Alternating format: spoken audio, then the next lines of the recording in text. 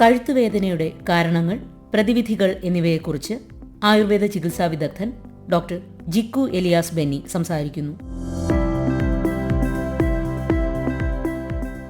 പോസ്റ്റുറൽ neck pain അഥവാ കഴുത്തിൻ്റെ സ്വാഭാവിക അംഗവിന്യാസം അഥവാ സ്വാഭാവിക ഭാവത്തിൽ നിന്ന് വ്യതിചലിച്ചിരിക്കുന്നതുകൊണ്ട് ഉണ്ടാകുന്ന കഴുത്തുവേദന എങ്ങനെ ഉണ്ടാകുന്നു എന്ന് മനസ്സിലാക്കാം.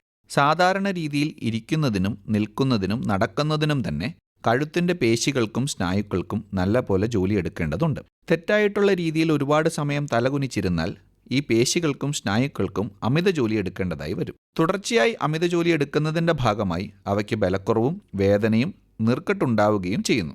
ഇത് കൃത്യസമയത്ത് ശ്രദ്ധിക്കാതിരുന്നാൽ മറ്റസുഖങ്ങൾക്ക് കാരണമാവുകയും ഗുരുതരമാവുകയും ചെയ്യുന്നു.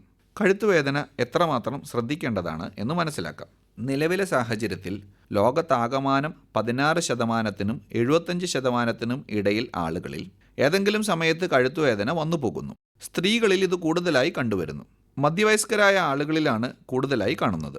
വീണ്ടും വരുന്നു എന്നുള്ളതും നീണ്ട കാലയളവ് രോഗികളെ ബുദ്ധിമുട്ടിക്കുന്നു എന്നുള്ളതുമാണ് തെറ്റായ ജീവിതശൈലി കൊണ്ടുണ്ടാകുന്ന കഴുത്തുവേദനയുടെ പ്രത്യേകത. അതുകൊണ്ട് തന്നെ ഈ പ്രശ്നമുണ്ടാക്കുന്ന സാമൂഹിക ഭാരം വളരെ വലുതാണ്. തുടർച്ചയായി ഇരുന്ന് ജോലി ചെയ്യുന്ന ആളുകളിലും കമ്പ്യൂട്ടർ ഉപയോഗിക്കുന്ന ആളുകളിലും ജോലി സംബന്ധമായും അല്ലാതെയും മൊബൈൽ ഫോൺ ഉപയോഗിക്കുന്ന ആളുകളിലും ഈ പ്രശ്നം അധികമായി കണ്ടുവരുന്നു. എങ്ങനെയാണ് പോസ്റ്റുറൽ നെക്ക് പെയിൻ കണ്ടുപിടിക്കുന്നത് എന്ന് നോക്കാം. ശാരീരിക പരിശോധന വഴിയാണ് പ്രധാനമായും രോഗനിർണയം നടത്തുന്നത്. ആദ്യത്തെ ഘട്ടത്തിൽ എക്സ്റേ പരിശോധന തുടങ്ങിയവയിൽ അസാധാരണമായ മാറ്റങ്ങൾ ഉണ്ടാവില്ല. ആദ്യത്തെ ഘട്ടത്തിൽ കൈകളിലേക്കോ തോളിൻ്റെ ഇരുവശങ്ങളിലേക്കോ വേദനയോ തരിപ്പോ അസ്വസ്ഥതകളോ ഉണ്ടാകില്ല. എന്നാൽ കഴുത്തിൽ നിന്ന് തലയിലേക്ക് വേദന ഉണ്ടാവുകയും ചെയ്യും. എന്തൊക്കെയാണ് പോസ്റ്റുറൽ നെക്ക് പെയിൻ ലക്ഷണങ്ങളെന്ന് നോക്കാം. കഴുത്തിൻ്റെ തന്നെ പ്രദേശങ്ങളിൽ വേദനയും പിടുത്തവുമാണ് ആദ്യഘട്ടത്തിൽ അനുഭവപ്പെടുക. എന്തോ വലിയൊരു ഭാരം കയറ്റി വെച്ചിരിക്കുന്നത് പോലെ രോഗികൾക്ക് അനുഭവപ്പെടും. തലയുടെ പുറകിലായി തലവേദന അനുഭവപ്പെടും. തുടർന്നുള്ള ഘട്ടങ്ങളിൽ പേശികൾക്ക് വലിച്ചിലും കഴുത്തിൻ്റെ ചലനത്തിന് വേദനയും സാധാരണ രീതിയിൽ ചലിപ്പിക്കാൻ പ്രയാസം അനുഭവപ്പെടുകയും ചെയ്യും. സാവധാനം വേദന തോളെല്ലിൻ്റെ ഉൾഭാഗങ്ങളിലും തോളുകളിലേക്കും അനുഭവപ്പെടും. പിന്നീടും കൃത്യമായ ചികിത്സ ചെയ്തില്ലെങ്കിൽ ശ്വാസമെടുക്കുമ്പോൾ ബുദ്ധിമുട്ട് അനുഭവപ്പെടുകയും ചെയ്യും. എന്തൊക്കെയാണ് പോസ്റ്റുറൽ നെക്ക് പെയിൻ വരാനുള്ള കാരണങ്ങളെന്ന് പരിശോധിക്കാം. തുടർച്ചയായി ഇരുന്ന് ജോലി ചെയ്യുന്നത്, പ്രത്യേകിച്ചും കമ്പ്യൂട്ടറിൻ്റെ മുന്നിൽ അധിക സമയം ഇരുന്ന് ജോലി ചെയ്യുന്നത് പ്രധാനപ്പെട്ട ഒരു കാരണമാണ്. തുടർച്ചയായി കയ്യിൽ പിടിച്ച് ഫോൺ കാണുന്നതും മറ്റൊരു പ്രധാനപ്പെട്ട കാരണമാണ്. കിടന്ന് ഫോൺ നോക്കുന്നതും കിടന്ന് വായിക്കുന്നതും തലകുനിച്ചിരുന്ന് വായിക്കുന്നതും തുടർച്ചയായി തലകുനിച്ച് അടുക്കളയിലെ ജോലികൾ ചെയ്യുന്നതും ഈ പ്രശ്നമുണ്ടാക്കും. നീണ്ട ദൂരം വണ്ടി ഓടിക്കുന്നതും മറ്റൊരു പ്രധാന കാരണമാണ്. തെറ്റായ രീതിയിൽ കിടന്നുറങ്ങുന്നതും ഈ പ്രശ്നമുണ്ടാക്കുന്നുണ്ട്. ഇതുകൂടാതെ ജോലിയുടെ ഭാഗമായോ അല്ലാതെയോ മാനസിക സമ്മർദ്ദം അനുഭവപ്പെടുന്ന ആളുകളിലും കഴുത്തുവേദന കണ്ടുവരുന്നു. ഇത്തരത്തിലുള്ള കഴുത്തുവേദന വരാതെ പ്രതിരോധിക്കാൻ എന്തൊക്കെ ചെയ്യാമെന്ന് നോക്കാം. എല്ലാ സമയത്തും നമ്മുടെ കഴുത്തിൻ്റെ സ്വാഭാവിക ഭാവത്തെപ്പറ്റി അഥവാ അംഗവിന്യാസത്തെപ്പറ്റി കൃത്യമായ അവബോധമുണ്ടാവുക എന്നുള്ളതാണ് ഏറ്റവും പ്രധാനം. എല്ലാ കാര്യങ്ങൾ ചെയ്യുമ്പോഴും കഴുത്തിൻ്റെ പോസ്റ്റർ നേരെ തന്നെയാണ് എന്ന് ഉറപ്പുവരുത്തുകയാണ് ആദ്യത്തെ കാര്യം. തുടർച്ചയായി ജോലി ചെയ്യുന്ന ആൾക്കാർ എല്ലാ 30 മിനിറ്റിലും 1 മിനിറ്റെങ്കിലും എഴുന്നേറ്റ് നടക്കുകയോ അതല്ലെങ്കിൽ കഴുത്ത് ഇരുവശങ്ങളിലേക്കും ചലിപ്പിക്കുകയും ചെയ്യുന്നത് നല്ലതാണ്. ജോലിക്കിടയിൽ ചെയ്യാവുന്ന 1 മിനിറ്റ് കൊണ്ട് തീരുന്ന കഴുത്തിൻ്റെ ചെറിയ വ്യായാമങ്ങൾ ശീലിക്കുന്നതും വളരെയധികം പ്രയോജനം ചെയ്യുന്നു. അവനവൻ്റെ ജോലിക്കനുസരിച്ച് തുടരേണ്ട ഇരിപ്പ് നിൽപ്പ് രീതികൾ ഡോക്ടറോട് ചോദിച്ച് മനസ്സിലാക്കുന്നതും രോഗപ്രതിരോധത്തിന് സഹായകരമാണ്. ഓരോ ജോലിയുമായി ബന്ധപ്പെട്ട കഴുത്തുവേദന പ്രതിരോധിക്കാനുള്ള കാര്യങ്ങൾ ലഭ്യമാണോ എന്ന് പരിശോധിക്കാം.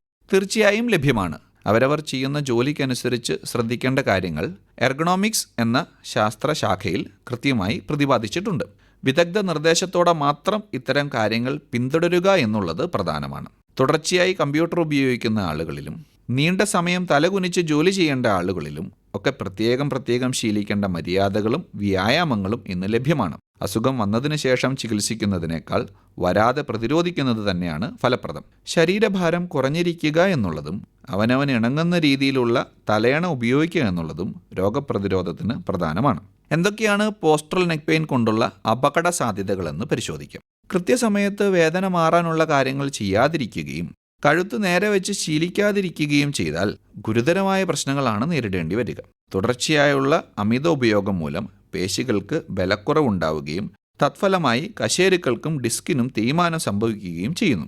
ഡിസ്ക് തള്ളൽ, സ്പോണ്ടിലോസിസ് തുടങ്ങിയ രോഗങ്ങൾ വന്നു ചേരുകയും അതിനോടൊപ്പം കൈകളിലേക്ക് വേദന, തരിപ്പ്, ബലക്കുറവ് തുടങ്ങിയ ലക്ഷണങ്ങൾ വരികയും കൈവിരലുകൾ കൊണ്ട് ചെയ്യേണ്ട ജോലികൾ സാധാരണ പോലെ ചെയ്യാൻ ബുദ്ധിമുട്ടുണ്ടാക്കുകയും ചെയ്യുന്നു.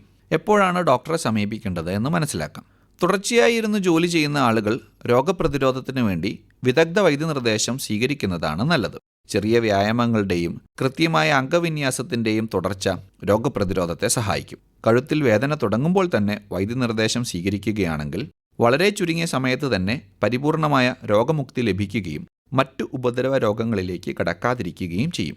താൽക്കാലികമായ വേദനശമന ഉപാധികൾ പിന്തുടരാതിരിക്കുന്നതാണ് ഏതൊരവസ്ഥയിലും നല്ലത്. പോസ്റ്ററൽ നെക്ക് പെയിൻ ഉള്ള രോഗികൾ എന്തൊക്കെയാണ് ശ്രദ്ധിക്കേണ്ടത് എന്ന് നോക്കാം. ആദ്യത്തെ കാര്യം, ഉപയോഗിക്കുന്ന സ്ക്രീനിന് നേരെ കണ്ണുകൾ വരുന്ന രീതിയിൽ കഴുത്ത് നേരെ വെച്ചിരിക്കുക എന്നത് തന്നെയാണ്.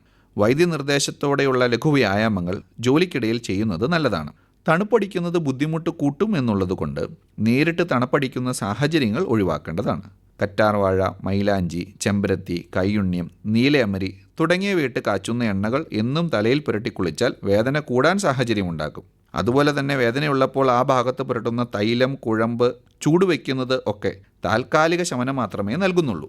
അതുകൊണ്ട് അത്തരം പ്രവർത്തികൾ ചെയ്യാതിരിക്കുന്നതും വേദന കുറയാൻ സഹായകരമാണ്. പോസ്റ്ററൽ നെക്ക് പെയിനിൽ ആയുർവേദ ചികിത്സ എത്രമാത്രം ഫലപ്രദമാണെന്ന് നോക്കാം. ആദ്യത്തെ ഘട്ടത്തിൽ തന്നെ ആരംഭിക്കുന്ന ആയുർവേദ ചികിത്സ കൊണ്ട് വളരെ ചുരുങ്ങിയ സമയത്തിനുള്ളിൽ രോഗി മുമ്പ് ചെയ്തിരുന്ന എല്ലാ ജോലികളും അതുപോലെ തന്നെ തുടരാൻ സാധിക്കും. പക്ഷേ കഴുത്തിൻ്റെ പേശികളെ ബലപ്പെടുത്തുന്ന വ്യായാമം തുടരുകയും കഴുത്ത് നേരെ വെച്ചിരിക്കാൻ ശ്രദ്ധ കാണിക്കുകയും ചെയ്യണം. ഉള്ളിൽ കഴിക്കുന്ന മരുന്നുകളും മൂക്കിൽ ഒഴിച്ചു ചെയ്യുന്ന നസ്യം പോലെയുള്ള ക്രിയാക്രമങ്ങളും ഈ രോഗാവസ്ഥയിൽ വളരെയധികം പ്രയോജനപ്രദമാണ്. നീണ്ടു നിൽക്കുന്ന ഫലം പ്രദാനം ചെയ്യാൻ സാധിക്കുന്നു എന്നുള്ളതാണ് ഈ ചികിത്സകളുടെ മേന്മ. കഴുത്തിൻ്റെ പേശികളെ ബലപ്പെടുത്തുന്നതിനൊപ്പം തന്നെ ശരീരം മുഴുവനായി ചെയ്യേണ്ട വ്യായാമങ്ങളിൽ ഏർപ്പെടുന്നതും വളരെയധികം ഗുണപ്രദമാണ്. പക്ഷേ അത് വൈദ്യനിർദ്ദേശത്തോടെ മാത്രം ആരംഭിക്കുകയും തുടരുകയും ചെയ്യുക. മാനസിക സമ്മർദ്ദം കൊണ്ടും ഈ പ്രശ്നം കൂടാമെന്നുള്ളത് കൊണ്ട് തന്നെ ശ്വാസം നിയന്ത്രിച്ച് ചെയ്യുന്ന യോഗാസനങ്ങളും പ്രാണായാമവും ഈ രോഗാവസ്ഥയിൽ പ്രയോജനപ്രദമായി കണ്ടുവരുന്നു. ആദ്യത്തെ ഘട്ടത്തിൽ കൃത്യമായ രോഗനിർണയവും ചികിത്സയും ചെയ്യാതെ വന്നാൽ വളരെ ചെറുപ്രായത്തിൽ തന്നെ സാധാരണ വരുന്നതിന് വർഷങ്ങൾ മുമ്പ് തന്നെ കശേരുക്കൾക്ക് തേയ്മാനം സംഭവിക്കുന്നു. ആ സ്ഥിതി ഗുരുതരമായാൽ ഒരുപക്ഷെ ശസ്ത്രക്രിയ തന്നെ ആവശ്യമായി വരികയും ചെയ്യുന്നു. അതുകൊണ്ട് ആദ്യഘട്ടത്തിൽ തന്നെ രോഗത്തെ ശമിപ്പിക്കുക എന്നുള്ളത് പ്രധാനമാണ്. രോഗത്തിൻ്റെ തുടക്ക സമയത്ത് തന്നെ ജീവിതശൈലിയെയും ജോലിയെയും സാരമായി ബാധിക്കുന്നതുകൊണ്ട് രോഗി മാനസികമായി കൂടി വളരെ വിഷമസ്ഥിതിയിലേക്ക് കടക്കുകയും ചെയ്യുന്ന ഒരസുഖമാണിത്.